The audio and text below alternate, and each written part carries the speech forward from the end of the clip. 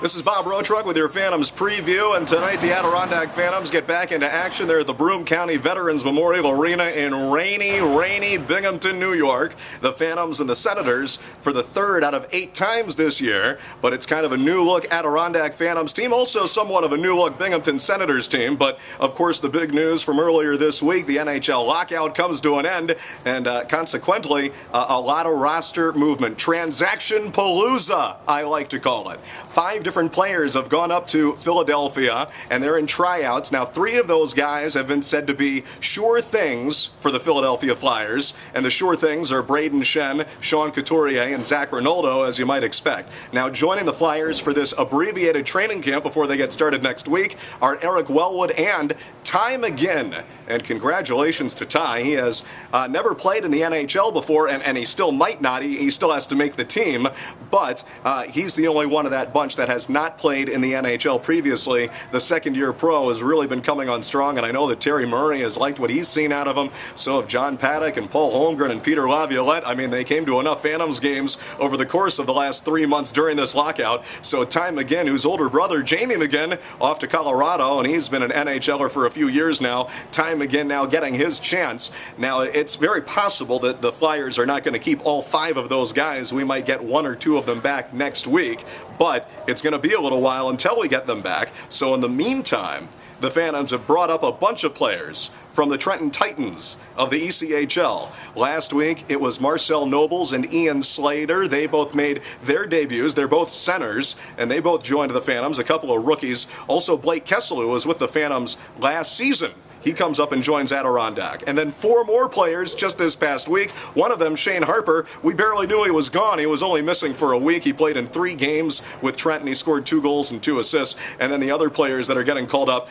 guys that we've seen before, including Matt Mangine and Tyler Hostetter and Andrew Johnston. Mangine and Johnston had both been with the Phantoms earlier this year. They're both rookies. Tyler Hostetter, he's a second-year pro. It's his debut for the Phantoms this season, but he's been with Adirondack for each of the past 2 years. In very brief spurts, he's played 10 games in the last 2 years with Adirondack. So, I mean, lots of roster moves, and it's still kind of just beginning, because if we get 1 or 2 guys back from Philadelphia, then that'll probably mean that 1 or 2 guys get bumped back down to Trenton. I mean, that's what it's looking like anyway. So for Adirondack, I think the big question on everyone's mind, who's going to be doing the scoring? Because we're losing a lot of the goal-scoring punch, Shen, Couturier, and McGinn. Well, we still have some guys who can put the puck in the net, and we have other guys that need to start putting the puck in the net too, like Matt Ford. Rob Bordson could do a little bit more, I think. Jason Ackison, Rob Bordson, looking at those guys, as well as Harry Zonerchek, who has, I think, scored a fair amount this year, but, I mean, the guy has had so many near misses. He could almost have 20 goals by now this season with all the different breakaways that he's had. So look out for Harry Z, who was not, surprising to me, one of the call-ups to Philadelphia. Maybe he will be sometime in the near future. Also the defense, and looking for those guys to contribute more. Brandon Manning can flat out score, and the Phantoms are going to need him to do a little more of that, I think. Same for Danny Syvret, and I think also a little bit the same for Jeff Dimon and Colinetti. I mean, these guys can contribute as well. It's going to be interesting to see. It's kind of like starting over again in a way. I mean, these guys all know each other, but it does feel like a very new team, and you feel bad for Trenton in the ECHL because they lost a lot of players, and they're just hurting for healthy bodies. Speaking of Danny Syvret, just mentioned him a little bit ago. Tonight, here in Binghamton, it's his 500th career game as a pro. 27 of those have been with the Philadelphia Flyers. On January 1st, 2010, he scored his first NHL goal in the Winter Classic at Fenway Park against the Boston Bruins. Of course, most of his time has been spent in the American Hockey League. A total of 202, and it'll be 203, games have been with the Phantoms and the Flyers organization combined. He was suited up for the Phantoms now, including tonight, 176 times. And this is his 500th career game. He's played for Edmonton, he's played for Hamilton, Springfield, Hershey, Syracuse, Philadelphia Phantoms, Adirondack Phantoms, the list goes on.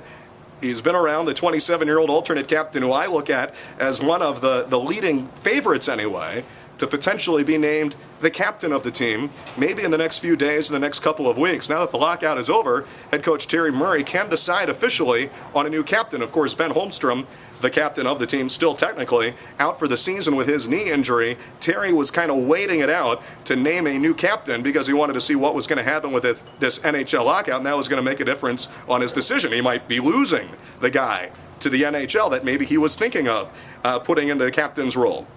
Now that the lockout's over, I think Danny Syvret, he's an alternate captain, and Brandon Manning is the other alternate captain. I think those are two of the guys that you look at as the leading candidates. So congratulations to Danny Syvret.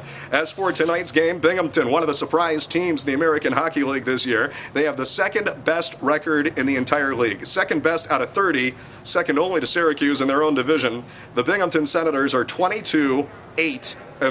They're very good. Adirondack's going to have to be on top of their game to knock off the young Swedish netminder Robin Lehner. He's been seeing the bulk of their action, although up in Glens Falls about a month ago when Adirondack lost to Binghamton 7-4, it was the 6'6" tall Ben Bishop who was outstanding in it. He gave up 4, but in fact he was actually very good and one of the top players in the game. He was unbelievable, but I think Robin Lehner is the guy that has really been getting them to where they are now. He has some of the best numbers in the league, a 190 goals against average and a 945 saves percentage. You're going to have to get a lot of shots off on this guy to get anything in there, and even then it is going to be a challenge against one of the top teams in the league. Adirondack and the Binghamton Senators, the first of a 2-game weekend road trip tomorrow at the Wilkes-Barre Scranton Penguins, but tonight at the Senators at 7 o'clock, and the Pepsi Countdown to Face-Off at 6:30 on Q101.7.